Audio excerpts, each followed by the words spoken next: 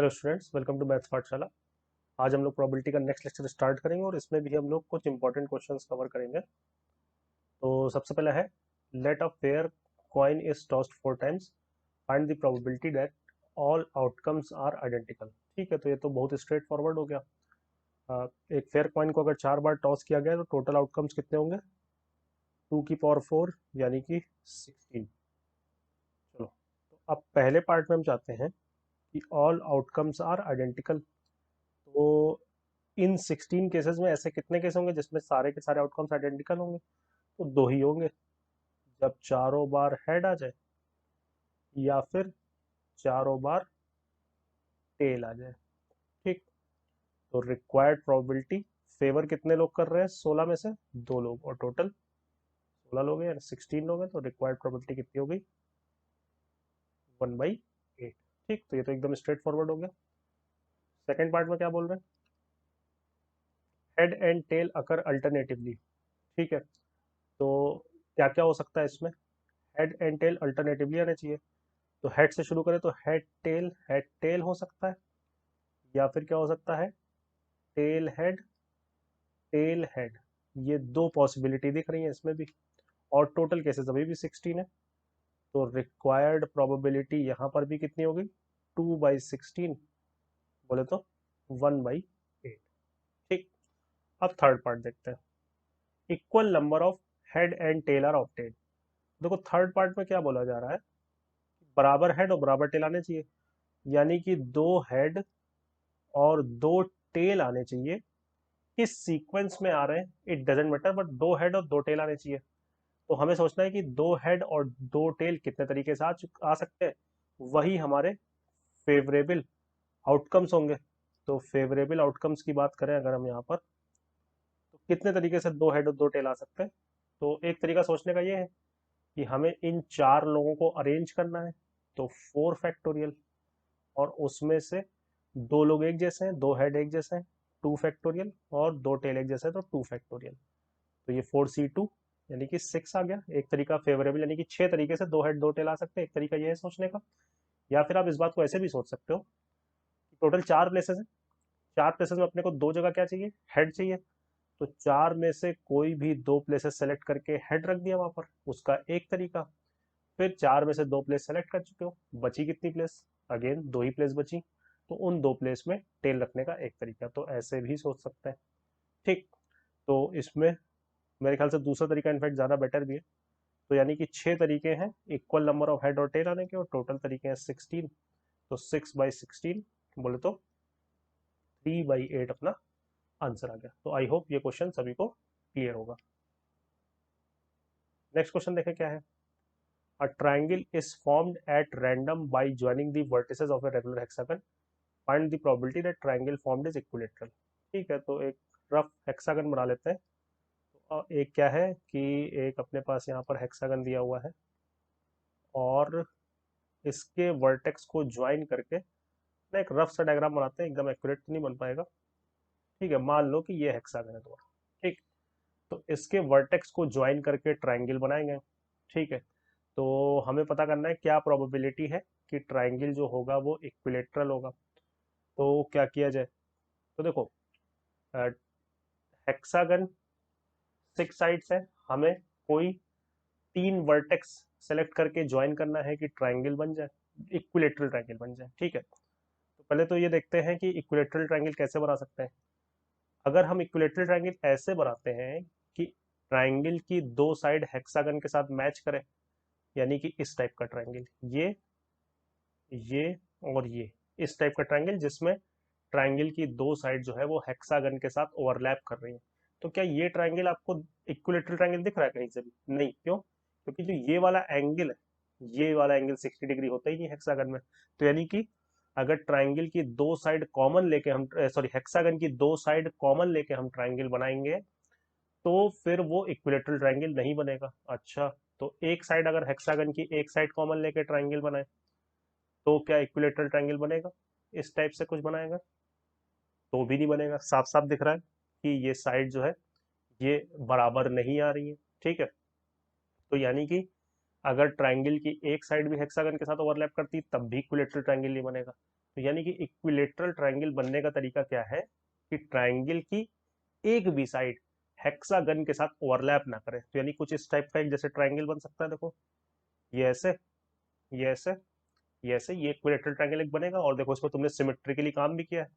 इस वर्टेक्स को छोड़, इस वर्टेक्स को सेलेक्ट किया, एक वर्टेक्स छोड़ा, फिर दूसरा वर्टेक्स सेलेक्ट किया, फिर इस वर्टेक्स को छोड़ा, फिर इसको सेलेक्ट किया, फिर इस वर्टेक्स को छोड़ा, फिर वापस वहीं पे आ गए। जब सिमेट्रिकली काम किया तो अपने आप इक्विलेटरल ट्रायंगल बनेगा। और मेरे ख्याल से ऐसा एक ही ट्रायंगल और बन सकता है कुछ इस तरीके से। ये इनफैक्ट क्वेश्चन जेई मेन में पूछा भी जा चुका है, लास्ट ईयर ही शायद पूछा गया था। ठीक है, तो ये दो तरीके से इक्विलेटरल ट्रायंगल बन सकते हैं। तो जब रिक्वायर्ड प्रोबेबिलिटी लिखें तो फेवरेबल ट्रायंगल्स तो दो ही हैं। अच्छा, हेक्सागन के वर्टिसेस को ज्वाइन करके टोटल ट्रायंगल कितने बनेंगे? 6 वर्टेक्स हैं, ट्रायंगल बनाने के लिए 3 वर्टेक्स चाहिए, तो 6c3, तो 2/6c3 जो है यही अपना आंसर हो गया। ठीक, तो आई होप ये क्लियर होगा। और कोई भी डाउट हो तो आप नीचे कमेंट सेक्शन में जरूर पूछना। और आपको ये ध्यान रखना है कि कभी भी जब किसी पॉलीगन के वर्टेक्स को ज्वाइन करके ट्रायंगल बनाते हैं तो तीन टाइप के ट्रायंगल बनते हैं। एक जिनकी दो साइड कॉमन होती है पॉलीगन के साथ, एक जिनकी एक साइड कॉमन होती है, और एक जिनकी एक भी साइड कॉमन नहीं होती। यहाँ फिलहाल काम किससे बना फेवरेबल में? जिनकी एक भी साइड कॉमन नहीं थी। Three numbers are selected at random from the set. This find the probability that they are in arithmetic progression. ठीक है, तो इस सेट से तीन नंबर सेलेक्ट किए गए, तो तीन नंबर सेलेक्ट करने के टोटल तरीके तो 15c3 हो जाएंगे। तो उसकी तो टेंशन है ही नहीं अपने को। हमें मेन सोचना है कि फेवरेबल तरीके कितने होंगे कि नंबर्स एपी में आए। तो नंबर्स एपी में कितने तरीके से आ सकते हैं हम ये सोचते हैं। तो हम सोचते हैं कि एपी का कॉमन डिफरेंस क्या क्या हो सकता है, उसके करस्पॉन्डिंग क्या क्या नंबर आ सकते हैं। क्योंकि जो 15c3 होगा, जो 15c3 टोटल तरीके हैं उसमें तीन के जितने भी कॉम्बिनेशन होंगे 15c3 में सब आएंगे। तो उन्हीं में से वो कॉम्बिनेशन देखना है जिसमें नंबर्स एपी में रहे होंगे। जैसे कॉमन डिफरेंस 1 पे बात करें तो कितनी एपी बन सकती है? देखो 1 2 3, 2 3 4, 3 4 5 और ऐसे करके 13 14 15। अगर 15c3 से हम लोग ने 1 2 3 सेलेक्ट किया होगा, या फिर 2 3 4 सेलेक्ट किए होंगे, या 3 4 5 सेलेक्ट किए होंगे, या फिर 13 14 15, तो नंबर्स जो तीन अपने पास आएंगे वो किस में दिखेंगे? एपी में दिखेंगे, जिनका कॉमन डिफरेंस 1 होगा। कॉमन डिफरेंस 2 वाली एपी कितनी बन सकती है इस तरीके से? तो वो ऐसे आएगी 1 3 5, 2 4 6, 3 6 8 से लेकर कहाँ तक? 11 13 15 तक। ठीक, तो यहाँ पर देखो 1 से चले हो 13 तक गए हो, तो ये कॉमन डिफरेंस 1 वाले 13 केस है। यहाँ पर 1 से चले हो और 1 2 3 से चलते हुए 11 तक गए हो, यानी कॉमन डिफरेंस 2 वाले 11 केस है। ऐसी कॉमन डिफरेंस 3 वाली कितनी बनेंगी? तो 1 4 7, 2 5 8, 3 6 9, 9 12 15, कितने केस बने? 9 केस बने। और ऐसे करके ही कॉमन डिफरेंस लास्ट में कहाँ तक जा सकता है? अब ये तो आप सोच ही सकते हो 7 तक ही जा पाएगा, क्योंकि अगर 8 ले जाओगे तो 1 और 8 9, और 9 और 8 कितना हो जाएगा? 17 हो जाएगा।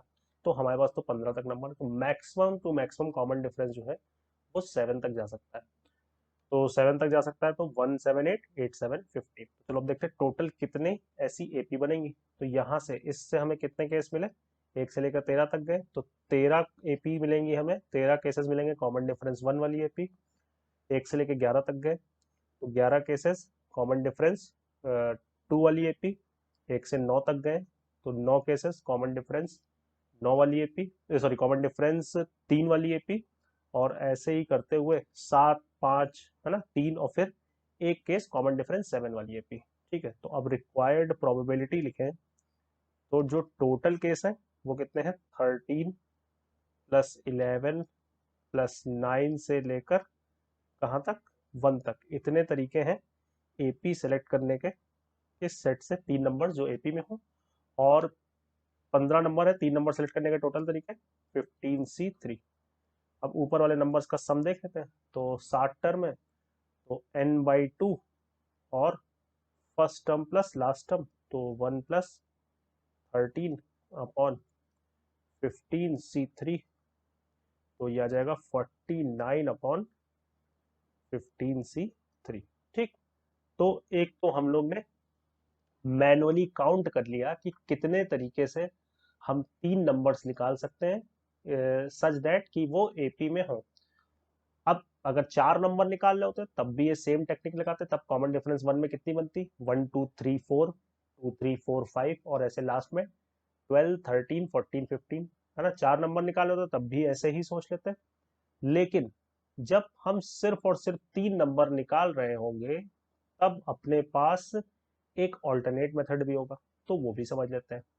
कैसे? वो ऐसे कि आप 3 नंबर्स निकाल रहे हो, ए बी और सी।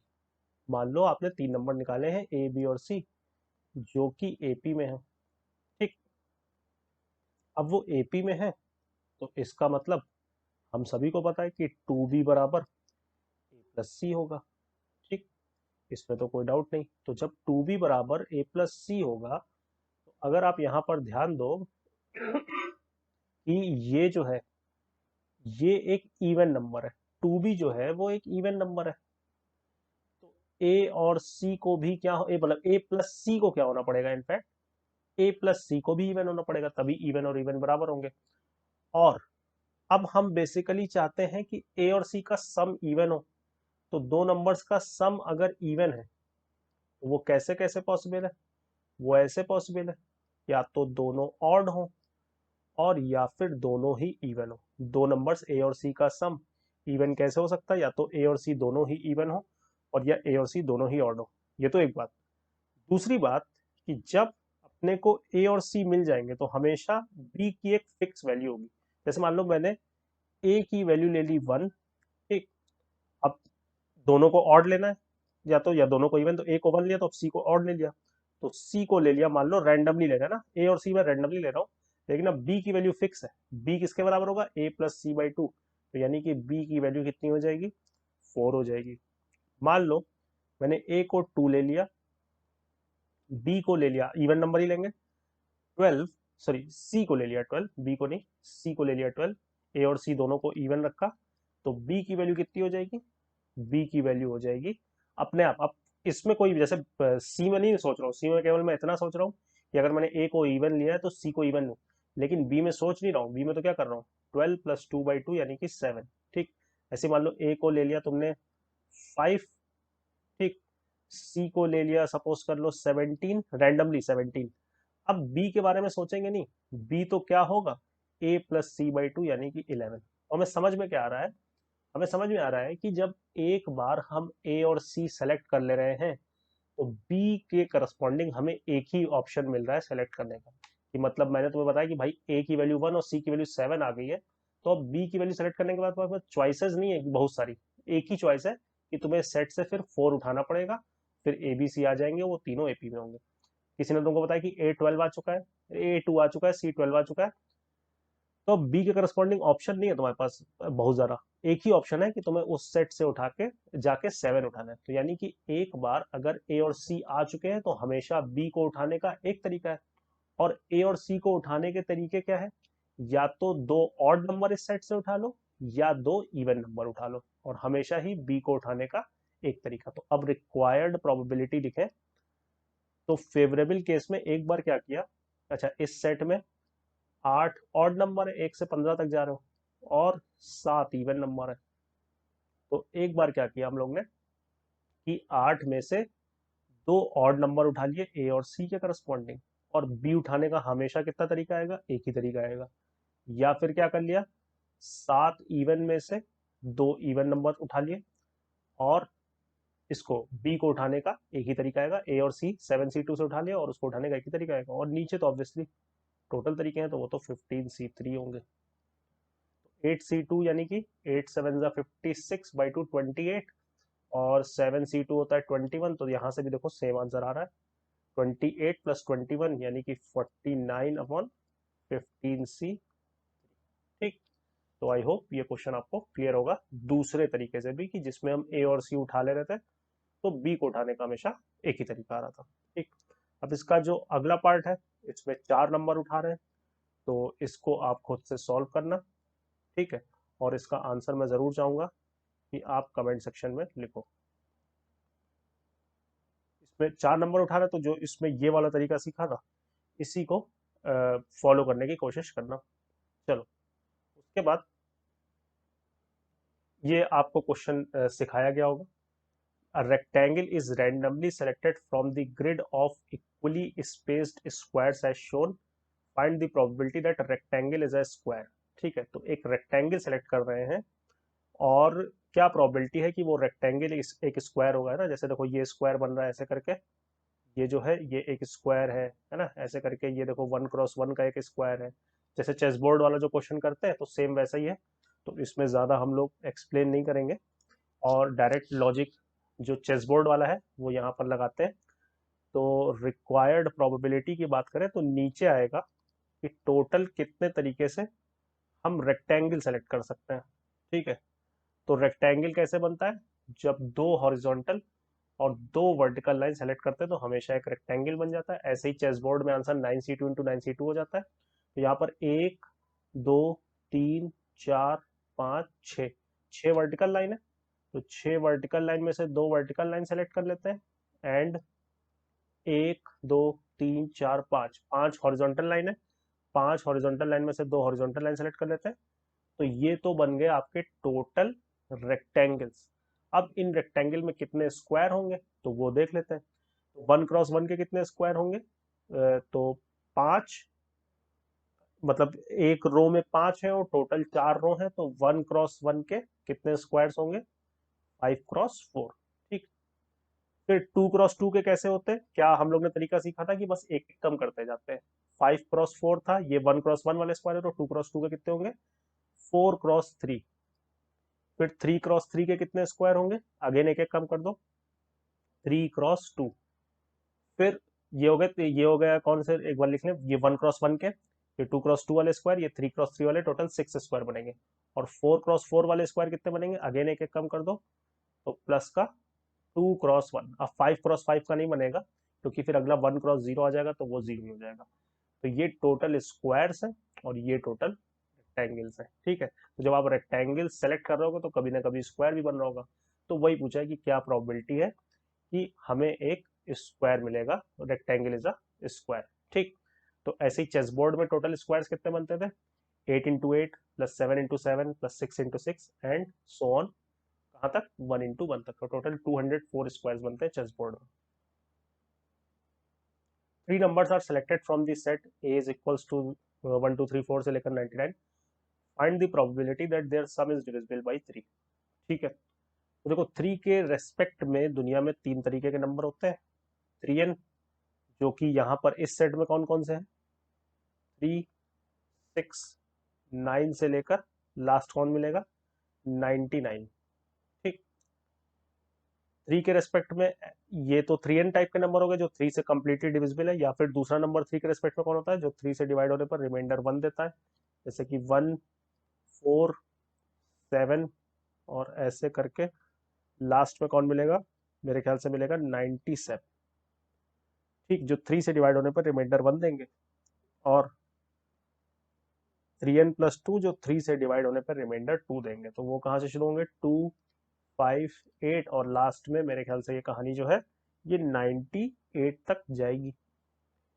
तो इस सेट में 3n 3n+1 और 3n+2 अगर आप देख पा रहे हो तो तीनों ही टाइप के 33 नंबर्स हैं, है ना भाई। 99 नंबर्स है टोटल, 1 से लेकर 99 तक गए हो तो टोटल 99 नंबर्स हैं। तो तीनों वैरायटी के 33 नंबर्स हैं। ठीक है, मतलब 33 नंबर्स ऐसे हैं जो 3 से पूरी तरीके से डिविजिबल है, 33 नंबर्स ऐसे हैं जो 3 से डिवाइड होने पर रिमाइंडर 1 देते हैं, और 33 नंबर्स ऐसे हैं जो 3 से डिवाइड होने पर रिमाइंडर 2 देते हैं। ठीक, अब हमें करना क्या है, इस सेट से 3 नंबर उठाने हैं जिनका सम 3 से डिविजिबल है। तो किस वैरायटी के नंबर उठाएं कि सम 3 से डिविजिबल है ना।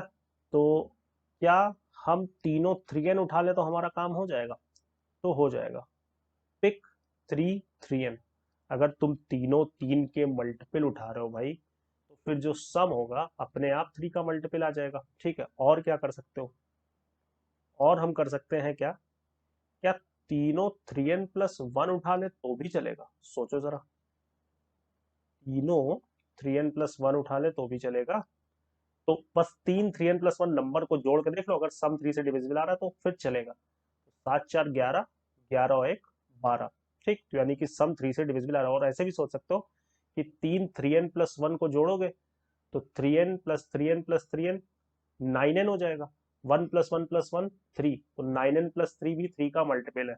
तो अगर हम तीनों नंबर 3n प्लस 1 टाइप के उठा लें तो भी जो सम आएगा वो 3 का मल्टीपल आएगा। और क्या कर सकते हैं, क्या तीनों 3n प्लस 2 उठा ले तो भी चलेगा?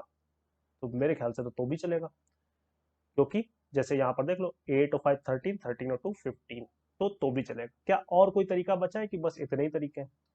क्या ये भी कर सकते हैं कि एक 3n उठाए एंड एक 3n प्लस 1 उठाए एंड एक 3n प्लस 2 उठाए? क्या ये भी चलेगा?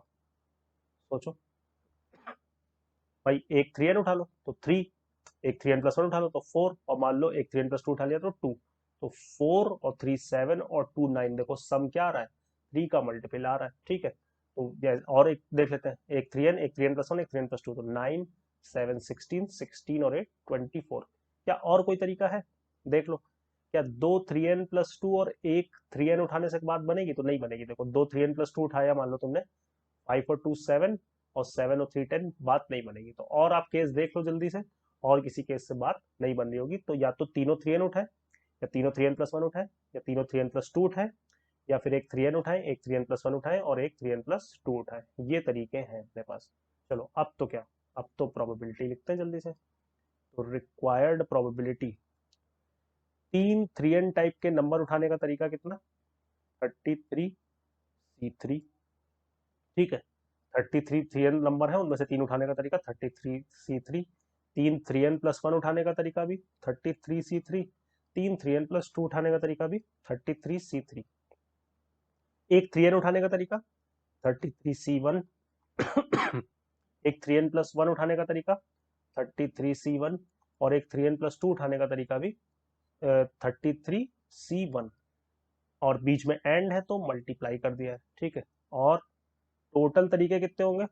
टोटल 99 नंबर्स हैं, उनमें से तीन नंबर उठाने हैं, तो उसके तरीके कितने होंगे? 99 C3।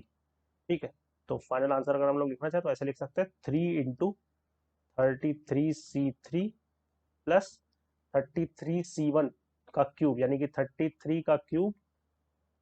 ठीक है, और होल डिवाइडेड बाई 99 C3, है ना। तो इस टाइप के क्वेश्चन आए तो आपको हमेशा ऐसे ही डील करना है कि हम लोग किस वैरायटी के नंबर्स उठा सकते हैं। तो इसी से रिलेटेड एक क्वेश्चन आप खुद से भी ट्राई करना। आपकी, हम अगेन तीन नंबर्स उठा रहे हैं, लेकिन आपकी प्रोबेबिलिटी आपसे पूछी गई है कि sum of their squares is divisible by 3। तो मतलब आपकी जो नंबर्स है वो 3 से डिविजिबल, उनका सम 3 से डिविजिबल नहीं होना चाहिए, उनके स्क्वायर्स का सम 3 से डिविजिबल होना चाहिए। तो कंफ्यूजन ना रहे किसी तरीके की। तो मैं बस ये एक चीज आपको बता देता हूँ, पहले लिख देता हूँ, ये आपको खुद से ट्राई करना है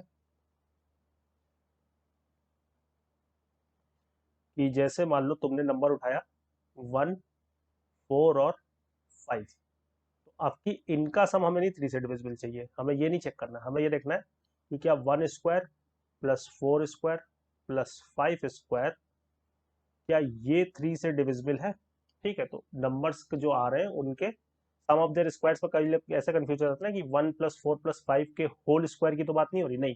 तो नंबर्स का इंडिविजुअली स्क्वायर करके सम किया गया है, और क्या वो 3 से डिविजिबल है अपने को ये पता करना है। ठीक, तो इसको ट्राई करना है, इसका आंसर अगेन कमेंट सेक्शन में लिखना। चलो एक दो और बेसिक से क्वेश्चन कर लेते हैं। 6 dice are rolled simultaneously, find the probability that all dice show different faces. तो पॉज करके सोचो, बड़ा सिंपल सा क्वेश्चन है। 6 डाइस है, सबको डिफरेंट फेस शो करना है, किस सीक्वेंस में कर रहे हैं इट डजेंट मैटर। मतलब हमें बेसिकली 1 2 3 4 5 6 ये 6 नंबर दिखने चाहिए, किस सीक्वेंस में दिख रहे हैं इससे अपने को कोई मतलब नहीं है ना, बस लेकिन ये 6 के 6 दिखने चाहिए। तो ये 6 के 6 नंबर 6 डाइस पे कितने तरीके से दिख सकते हैं? तो जितने तरीके से इनको अरेंज कर सकते हैं। तो फेवरेबल केसेस की बात करें तो इन 6 नंबर्स को 6 डाइस पे कितने तरीके से अरेंज कर सकते हो? तो 6 फैक्टोरियल। 6 डाइस रोल कर रहे हो तो टोटल केसेस कितने होंगे? 6 की पावर 6। ठीक, तो और 6 होंगे, और रिक्वायर्ड प्रोबेबिलिटी अपने को चाहिए जो, तो वो क्या हो जाएगी, वो हो जाएगी 6 फैक्टोरियल अपॉन 6 की पावर 6। तो इन 6 की पावर 6 तरीकों में टोटल 6 फैक्टोरियल तरीके ऐसे होंगे जब हर डाइस पे हमें एक डिफरेंट नंबर दिखा होगा। ठीक है, तो 1 2 3 4 5 6 भी चलेगा, 6 5 4 3 2 1 भी चलेगा। तो जितने सीक्वेंस पॉसिबल थे वो हम लोग ने लिख दिए। ठीक, तो स्ट्रेट फॉरवर्ड क्वेश्चन था, आई होप क्लियर होगा। चलो ये देखें क्या है।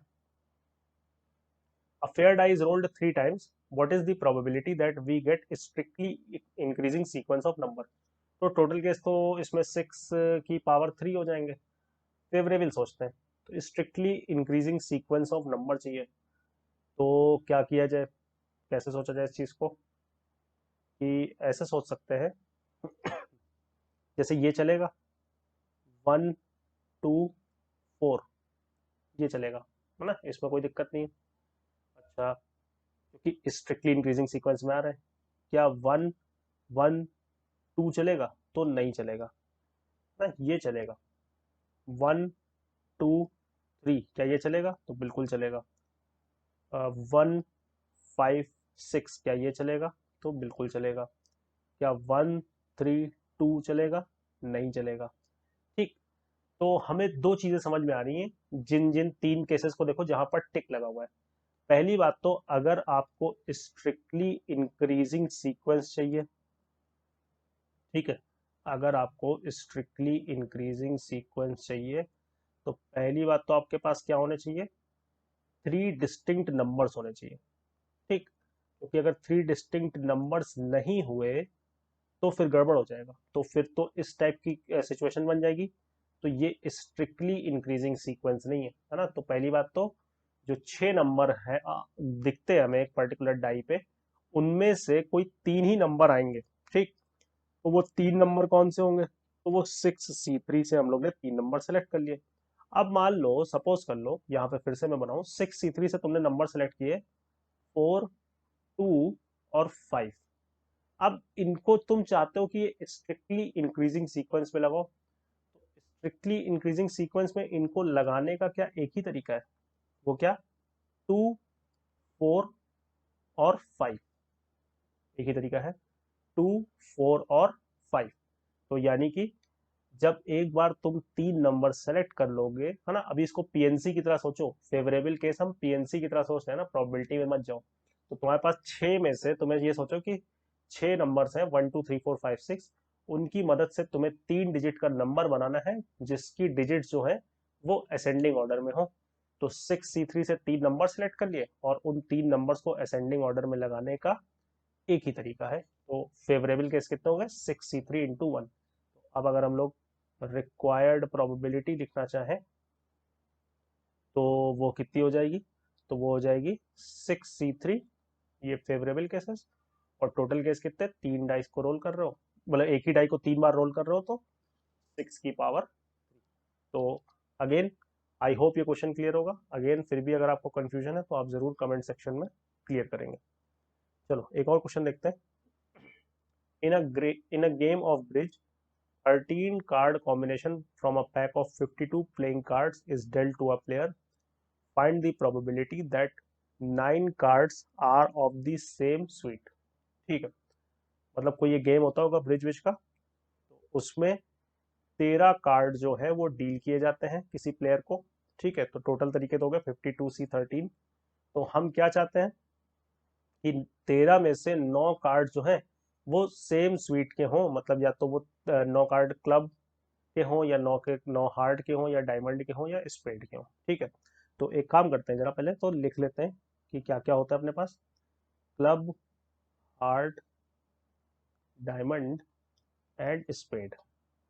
ठीक, चलो, तो अब फेवरेबल केसेस सोचते हैं ना, मेन काम तो प्रोबेबिलिटी क्वेश्चन में फेवरेबल केसेस ही सोचना होता है मैक्सिमम क्वेश्चंस में। तो फेवरेबल केसेस सोचने की कोशिश करते हैं। तो हम क्या चाहते हैं कि 13 जो कार्ड सेलेक्ट किए हैं उनमें से 9 कार्ड किसी सेम स्वीट के ही हों। तो पहली बात तो है कि इन चारों में से वो किसके हों, क्लब के हों, हार्ट के हों, डायमंड के हों, कि स्पेड के हों। तो वो कैसे डिसाइड करेंगे? तो 4C1 से क्या डिसाइड किया कि वो जो 9 कार्ड सेम स्वीट के होने हैं वो क्लब के होंगे, हार्ट के होंगे, डायमंड के होंगे या स्पेड के होंगे ना, तो उसके 4 ऑप्शन थे। इनटू, अब जब तुमने एक पर्टिकुलर स्वीट डिसाइड कर लिया, मान लो तुमने डिसाइड किया कि वो 13 में से 9 कार्ड हार्ट के होंगे, तो अब हार्ट के 13 कार्ड में से 9 कार्ड सेलेक्ट करने का तरीका, तो 13C9। ठीक, टोटल 13 कार्ड चाहिए थे, जिसमें से 9 कार्ड हम लोग ने सेम स्वीट के निकाल लिए हैं, जो कि क्या था, हार्ट।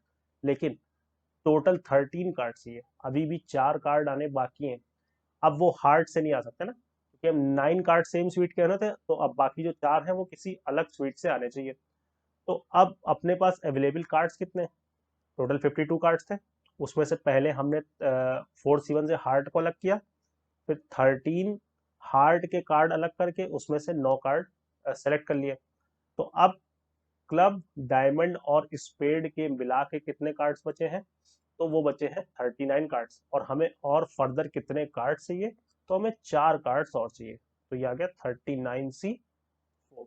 ठीक, तो ये हो गए फेवरेबल केसेस। और टोटल केसेस में तो मेरे ख्याल से कोई दिक्कत है ही नहीं। टोटल केसेस कितने हो जाएंगे? 52C13। तो अब अगर हम लोग बात करें रिक्वायर्ड प्रोबेबिलिटी की, तो बस 4C1 तो 4 ही हो जाएगा, तो 4C1 into 13C9 into 39C4 divided by 52C13। तो आई होप इस लेक्चर के आपको सारे क्वेश्चंस और अच्छे से क्लियर होंगे। जो आपको खुद से ट्राई करने को बोला है उसके आंसर जरूर आप कमेंट सेक्शन में लिखेंगे। Thank you very much.